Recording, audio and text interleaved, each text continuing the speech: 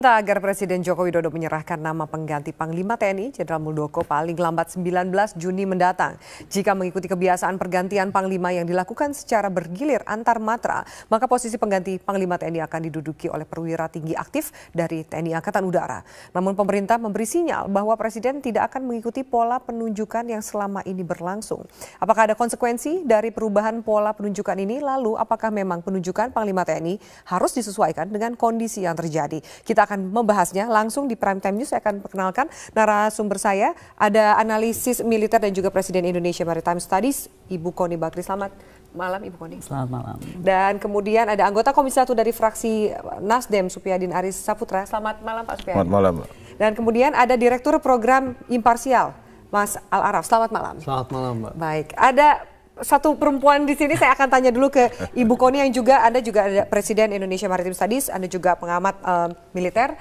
Menurut Anda ini kan jadi polemik sebenarnya. Harus sesuai dengan giliran atau bukan, gitu. Atau tidak, karena itu hak prerogatif Presiden. Baik buruknya, bagaimana pendapat Anda? Gini, pertama saya tuh bertanya dulu nih, Pak CP Hakim sedang on the way ke sini nggak? Tidak. Karena ini menarik nih, ini kan statement menjadi ramai di media ini karena statement beliau di Twitter. Seolah-olah kalau tidak ada rotasi Panglima kembali ke Angkatan Udara yang hanya selama ini berkesempatan kepada Pak Joko Suyanto, jadi bubarkan aja Angkatan Udara. Itu salah satu reasonnya, ada 3 alasan sih. Kalau saya melihatnya begini, kebijakan negara ini menentukan sebenarnya arah bagaimana juga kemudian pertahanan itu akan dibentuk. Sudah jelas saat Presiden Jokowi terpilih dan menetapkan Indonesia sebagai negara poros maritim dunia, itu implikasinya sangat besar. Dari aspek pertahanan yang paling penting adalah menurut saya, dari inward looking defense, kita itu sekarang menjadi outward looking defense. Dari pertahanan militer yang menghadap ke dalam, mengurus dari 200 nautical mile ke dalam, kita sekarang harus berpikir 200 nautical mile keluar. Itu satu. Kedua, doktrin harus berubah. Karena tadinya kita doktrin kita sangat darat, betul Pak ya? Doktrin kita sangat orientasinya ke darat. Artinya, saya melihat kenapa kalau menurut saya pribadi, ngambeknya Pak CP Hakim itu mungkin agak terlalu gimana. Karena gini. Agak apa? Personal? Bukan agak personal, agak mutungan gitu loh. Saya melihatnya begini, dalam apapun juga kita tidak bisa melihat rotasi itu dalam konteks matra. Rotasi itu terjadi, seperti tadi disampaikan, adalah melihat kepentingan negara ini apa. Saat Presiden menetapkan bahwa kita menjadi poros maritim dunia, itu kan nggak berakhir cuma di masalah ekonomi, tapi berakhir di masalah juga kebijakan luar negeri dan kebijakan pertahanan. Dan untuk itu harus dibentuklah strategi atau cetak biru bagaimana kemudian strategi pertahanan kita. Dan itu harus orientasinya maritim. Nah, kalau sekarang ditugaskan, saya tahu kawan baiknya Kaso. Kebetulan lah. Jadi kalau saya pribadi sih ya, kalau Kaso seru juga nih teman jadi panglima. Tapi kan it's not about siapa dengan apa, tapi negara ini mau dibawa kemana? Dan the right person dalam posisi itu. Karena begini, pada saat yang lalu kita punya Kasal yang berani menerbitkan buku dan membuat desain kebijakan Indonesia menjadi the first class navy. The first class navy. Kemudian kita punya Kasau, Pak Imam Sufaat waktu itu yang berbicara juga tentang the first class air force. Jadi udah punya presiden yang bicara poros maritim dunia, sudah ada mantan Kasal dan Kasau yang bicara tentang first class navy dan first class air force. Artinya kan kita bagaimana mengimplementasikan.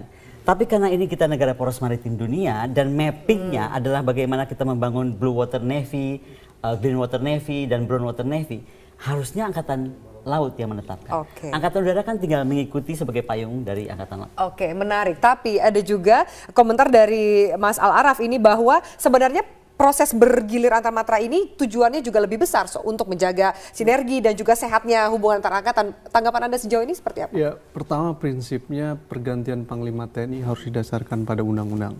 Proses pergantian itu harus mengacu kepada itu. Dalam undang-undang TNI memang tidak diharuskan soal proses pergantian itu, tetapi hanya dianjurkan, makanya kalimatnya adalah dapat dilakukan secara bergantian.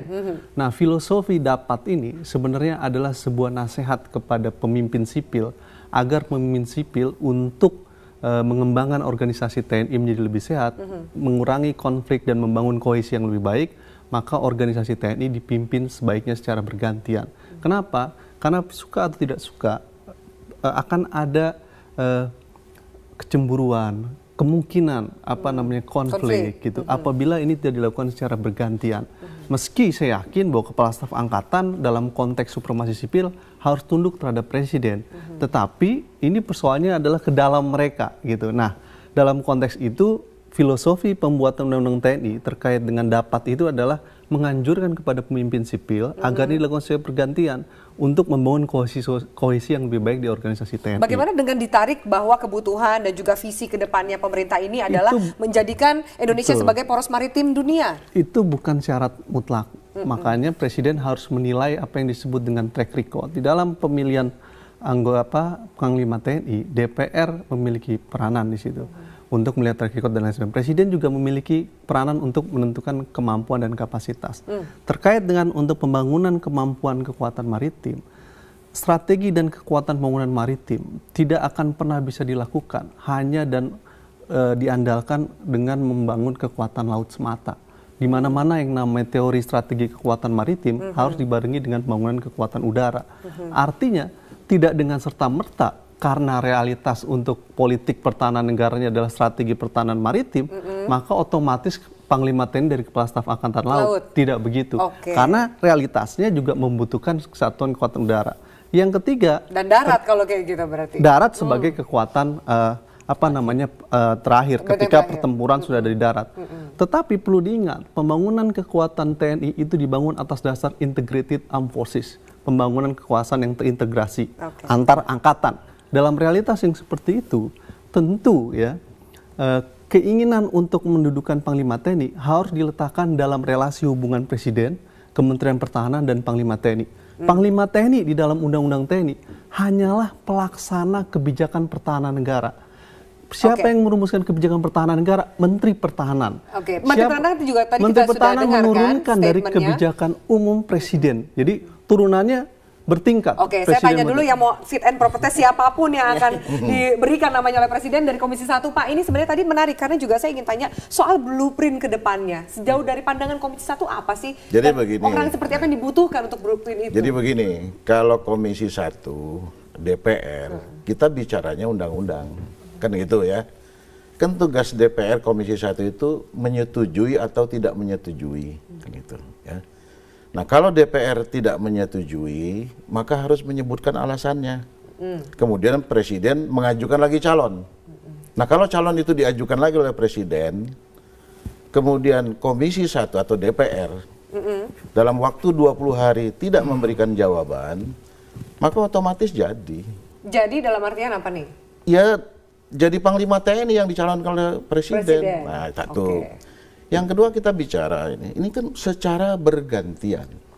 Ini kan waktu era Gus Dur kan ya. Mengingat seperti itu kan situasinya. Nah, di era reformasi ada perubahan kan, perubahan visi, perubahan persepsi ya. Memang tadi benar, memang secara moral itu harus ada ya kekuatan keseimbangan. Tetapi sekali lagi Panglima TNI itu diangkat dan diberhentikan oleh Presiden berdasarkan kebutuhan organisasi, bukan opini. Ya, saya tidak mau bicara opini di DPR, kita tidak bicara opini ya. Undang-undang mengatakan begitu, kan gitu. Nah, Kepala Panglima TNI itu dijabat oleh perwira tinggi TNI aktif, baik yang sedang menjabat Kepala Staf Angkatan atau yang pernah menjabat Kepala Staf Angkatan. Jadi begitu. Ya, jadi kita hanya fit and proper test. Kita hanya fit and proper test. Tapi Pak, kita akan jeda. Kita lanjutkan sesaat lagi. Ketika Anda nih mau reses juga nih kan Pak. Jadi targetnya adalah 19 Juni ini Presiden harus mengajukan nama. Karena kita juga tahu kalau Pak Muldoko juga akan pensiun di 1 Agustus. Kira-kira nih Pak, yang terjadi di DPR apakah sudah ada sounding-sounding nama? Siapapun itu, kita lanjutkan sesaat lagi. Tetaplah bersama kami di Prime Time.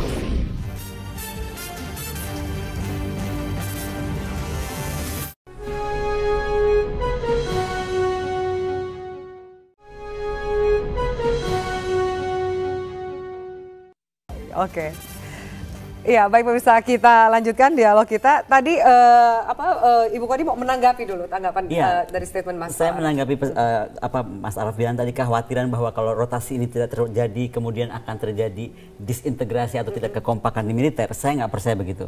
Saya melihat TNI itu institusi yang sangat profesional dan tahu sekali tugas beliau itu, tugas mereka itu tugas negara. Jadi arahnya mau kemana pun pasti itu diikuti. Tapi sekali lagi yang coba kita lihat. kita jangan sampai menyampingkan masalah ASEAN Political Security Community. Ini kalau kita lihat, kenapa di ASEAN sekarang dalam rangka mencapai ASEAN Political Security Community ada Navy to Navy talk, belum ada Air Force to Air Force talk. Karena memang akhirnya kita bicara tentang karena kita tuh kawasannya memang maritim dunia dan sekarang sedang konsentrasinya semua lagi kawasan ini, kita berbicara Navy dulu. Dan berbicara Navy, automatically itu nggak bisa Angkatan Laut modern itu nggak ada yang jalan sendiri, Mbak. Semuanya dilindungi dari udara. Jadi artinya kalau kita berbicara tentang Navy, sudah pasti proteksi udara itu ada. Jadi kalau saya melihat malah Angkatan Udara diuntungkan. Yang bikin mapping pusing, sakit kepala, aduh gimana dia grand strategi mau jadi apa, itu biarin seorang Panglima Angkatan Laut. Sekali lagi ngotot aja Angkatan Laut. Tapi Angkatan Udara positioningnya ya? Oh jelas positioningnya. Karena tadi saya bilang, kalau enggak, sayang sekali momentum kita punya presiden yang punya pandangan orientasi outward looking, itu hanya 2 kali. Enggak, outward looking dan maritim. Satu Soekarno, kedua Jokowi, like it or not. Jadi saya pikir kebijakan dan pandangan ini harus segera digrab oleh kita semua, utamanya untuk menjadikan negara ini sekarang menjadi negara pemain. Bayangkan Indonesia sudah diprediksikan menjadi negara yang akan di dalam laporan 2050, Pak. Kita menjadi 10 negara besar dunia. Australia nggak masuk di situ, negara ASEAN nggak ada yang masuk. Jadi kita harus menjadi dari negara penonton yang tadinya cuma ngeliatin orang mundar-mandir pada ngapain aja di kawasan. Enggak, kita nggak bisa. Kita jadi player. Cina mau apa, Amerika mau apa, ada kekuatan apa yang bermain. Terus kita mesti apa? At least dalam leading ASEAN kita harus bisa. Dan itu artinya menjawab juga sekali lagi bahwa memang yang disampaikan Pak Araf itu betul. Justru jangan khawatir karena ada integrated armed forces. Nggak mungkin bahwa kemudian saya bilang bahwa harus ada maritime strategy. Oh berarti laut nggak begitu artinya. Tapi the mapping has to be datang dari memang yang berbackground Angkatan Laut. Oke, gitu loh. Sudah dijawab. Silakan Anda mau menanggapi sebelum saya juga ke Pak Supyadin. Saya percaya bahwa masing-masing kepala staf angkatan pada akhirnya harus tunduk terhadap Presiden ketika Panglima TNI sudah terpilih. Karena demokrasi meletakkan prinsip supremasi sipil. Nggak boleh kepala staf angkatan menolak Panglima TNI-nya ternyata bukan dia, lalu kemudian ngambek seluruh angkatan yang menolak, itu nggak boleh. Karena secara demokratik itu tidak diperbolehkan. Tetapi yang saya jelaskan adalah tentang bagaimana kalimat dapat itu ditafsirkan ketika pembentukan Undang-Undang TNI adalah agar tidak terjadi dominasi di dalam posisi Panglima TNI. Supaya apa? Supaya kohesi di dalam organisasi TNI menjadi lebih baik. Kira-kira begitulah. Untuk menghindari, kan saya untuk menghindari konflik, kecemburuan dan lain sebagainya. Nah itu yang pertama. Yang kedua adalah dalam konteks pembangunan kekuatan maritim, saya setuju sekali apa yang disampaikan bahwa maritim security outlooking itu menjadi sesuatu yang penting dan Jokowi mengambil terobosan di situ dan saya sangat salut untuk itu gitu. Tetapi penting untuk dicatat bahwa posisi Panglima TNI mengacu ke dalam pasal 15 Undang-Undang TNI 34 2004 adalah pelaksana kebijakan pertahanan negara. Siapa yang merumuskan kebijakan pertahanan negara yang disampaikan Mbak Koni tadi adalah Menteri Pertahanan Negara. Artinya yang merumuskan tentang kebijakan pertahanan negara dalam beberapa aspek mulai dari pembangunan postur, merumuskan kebijakan anggaran adalah Menteri Pertahanan Negara. Termasuk procurement. Artinya termasuk procurement. Artinya adalah Panglima TNI adalah pelaksana kebijakan pertahanan negara tadi. Dalam konteks itu sebenarnya kita perlu ingat kembali bahwa strategi pertahanan di Indonesia itu adalah sistem strategi pertahanan berlapis. Tidak bisa pembangunan kekuatan pertahanan di Indonesia laut aja, udara saja, darat saja, nggak bisa. Jadi sistem pertahanannya harus berlapis karena 3 instrumen itu tetap penting gitu dalam satu pembangunan strategi maritim security ataupun dalam pembangunan strategi pertahanan Indonesia secara lebih komprehensif. Apa menurut Anda ketika misalnya ternyata yang dipilih oleh Presiden tidak sesuai dengan giliran, tapi misalnya sesuai dengan kebutuhan dan juga visi misi ke depan, apa yang akan terjadi? Ya sebenarnya yang paling penting kan landasan dapat pergantian itu adalah untuk membangun kohesi yang lebih baik. Siapapun yang menduduki itu, baik Kepala Staf Angkatan Darat, Kepala Staf Angkatan Laut, ataupun Kepala Staf Angkatan Udara, dia hanya pelaksana kebijakan dari Menteri Pertahanan Negara. Menteri Pertahanan itu membuat kebijakan pertahanan berdasarkan kebijakan umum pertahanan negara yang dibuat Presiden. Itu artinya... Tapi saya boleh selang nggak sebetulnya? Ini ada yang menarik Pak Araf. Tadi kan sampaikan soal Menteri Pertahanan. Sebenarnya kalau kita berbicara tentang PR negara ini sebagai negara normal, kita tuh ada yang tugas Presiden belum dilaksanakan oleh Presiden. I'm sorry to say ya, tapi nasional kita tuh nggak punya National Security Council. Sebenarnya kan kalau ada National Security Council ini yang kemudian menetapkan arah kebijakan national interest kita apa. Dan baru turun kemudian defense strategi kita yang kemudian disampaikan tadi Kementerian Pertahanan. Baru kemudian kepada military strategy. Nah Panglima ini kan di antara defense strategy dan military strategy. Tapi kembali defense strategy kita ini dari mana? Buku putih pertahanan kita turun dari langit. Karena kita nggak punya National Security Council. Jadi mungkin saya pikir ini juga salah satu PR. Jadi selain bahwa kemudian Kementerian Pertahanan yang harus bersikap lebih tegas dalam arah kebijakan pertahanan kita mencakup poros maritim dunia, segeralah dibentuk tentang Lembaga National Security Council ini, karena di lembaga inilah semua sinergitas antara politik luar negeri dan politik pertahanan dan politik ekonomi itu kemudian terwujud. Dan itu yang sampai hari ini belum pernah diwujudkan, padahal undang-undangnya ada, Pak. Nah silakan Pak Supriyadi, Anda mau menambahkan? Jadi begini ya, siapapun Panglima TNI, maka pasti dia akan pertama mengorientasikan pada tugas pokok TNI. Itu dijabarkan dalam program. Nah, program-program TNI itu tidak bisa keluar dari program pembangunan nasional, kan gitu. Jadi kalau misalnya sekarang Presiden titik berat kepada maritim, ya, pembangunan maritim, pastilah ya, Panglima TNI juga akan membuat program yang ke arah situ. Meskipun bukan dari Angkatan Laut. Iya, tapi dan Angkatan Udara, pasti dia akan memberi tugas kepada Kepala Staf Angkatan Laut, ya, untuk bagaimana memperhatikan kebijakan Presiden. Nah, sekali lagi, kata-kata dapat itu juga, itulah yang juga yang digunakan oleh Presiden. Kalau dia memilih yang lain, karena itu dapat bergiliran, kan gitu. Dapat bergantian, bukan bergiliran. dapat bergantian. Bergantian, bukan bergiliran. Artinya, kalau sekarang misalnya Presiden memilih yang bukan, ya, katakan tadi tanda petik giliran, ya karena ada kata-kata dapat tadi. Oke, sejauh ini Pak, nama yang sudah terdengar oleh DPR yang juga nanti akan fit Belum. siapa sih Pak? Kita belum, sampai hari ini belum. Belum, Pak, ya? Belum diterima berkasnya, tapi sounding-soundingnya kayaknya udah ya pokoknya ya. Jadi saya secara pribadi dari Komisi 1 belum mendengar ya, karena saya tidak mau berbicara opini, menyikapi opini. Jadi kita bicara, oke, nanti biar aja Presiden ngajukan ke kita. Nanti kan kita juga sebelum fit and proper test, kan Komisi 1 akan bicara juga dengan pimpinan DPR, kan dibicarakan dengan pimpinan DPR, kan begitu. Tadi yang saya bilang, DPR, Komisi 1 atas nama DPR itu bisa tidak menyetujui kalau yang diusulkan. Nah, kalau itu tidak disetujui, maka Presiden mengajukan lagi yang baru. Nah, kalau itu yang baru itu diusulkan, kemudian oleh DPR tidak disetujui dalam waktu 20 hari, otomatis jadi Panglima TNI satu. Yang kedua, kalau Komisi 1 atau DPR tidak menyetujui, harus memberikan alasan. Nah, mungkin DPR memberikan, tolonglah, misalnya kan begitu. Tapi sekali lagi, itu semua kita akan kembali kepada Presiden. Itu dan benar belum mendengar nama-nama, misalnya ada Pak Agus Supriyatna atau Pak Adi Supandi, itu belum dengar nih Komisi 1 nih ya? Saya kira saya belum ya. Karena, gitu, kayak soalnya sejumlah wartawan dan media sudah mendengar nih Pak. Ya, karena dengarnya dari siapa? Dari ya mungkin kalkulasi juga kan. Ya kalau dari rakyat kan bukan jadi acuan kita kan begitu. Baik. Tapi kalau dengar dari kabinet itu juga enggak. Dari kabinet juga belum tentu belum dengar. Baik, kita akan lanjutkan para narasumber sesaat lagi pemirsa. Lalu bagaimana kemudian juga mencegah dikhawatirkan adanya dominasi di salah satu angkatan. Kami lanjutkan sesaat lagi, tetaplah bersama kami di Prime Time News.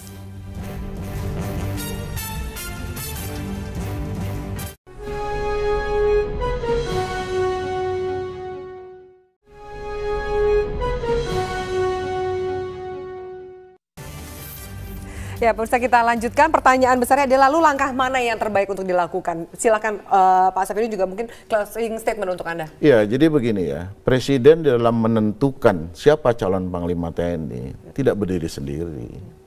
Pasti beliau sudah manggil Menteri Pertahanan, pasti beliau sudah minta pertimbangan kepada Panglima TNI, ya. Minta pertimbangan kepala yang lain, Kepala Staf Angkatan, yang dengan menteri-menteri segala macam, itu dipertimbangkan kan gitu. Nah, artinya apa yang diputuskan oleh Presiden, ya itulah keputusan. Maka siapapun tidak ada harus kata menerima. Lain, loyalitas satu saja. Tapi kembali lagi, sepanjang bahwa keputusan Presiden itu tidak keluar dari Undang-Undang TNI, itu saja. Ya, jadi berpegang pada Undang-Undang TNI itu, ya, dan tidak boleh disalah tafsir. Ya, sekali lagi, dapat dijabat secara bergantian. Ya. Bukan bergiliran. Sekali lagi itu. Jadi kata kunci adalah dapat dijabat secara bergantian. Ya. Makna bergantian dan bergilir itu beda. Oke, nanti ada yang lain. Kalau Ibu Kori, kalau saya lihatnya begini, bahwa kebijakan apapun yang diberi oleh Presiden, kita dari tadi tidak membahas bahwa sebagai Panglima TNI yang sedang aktif, Pak Muldoko itu sudah menyerahkan pasti nama calon di antara 3 kepala staf yang menurut beliau paling proper. Pasti itu. Itu memang tugas beliau sebelum turun jabatan. Jadi pasti nama itu sudah diberikan kepada presiden. Nomor 2, siapapun yang dipilih oleh presiden, saya berharap tidak mengedepankan rotasi. Tetapi sekali lagi adalah bagaimana arah pembangunan kita menjadi negara yang betul-betul poros maritim dunia. Karena menjadi negara poros maritim dunia bukan saja masalah ekonomi. Kalau masalah ekonomi, kita tuh ya ekspor kita mencapai 214 miliar dolar.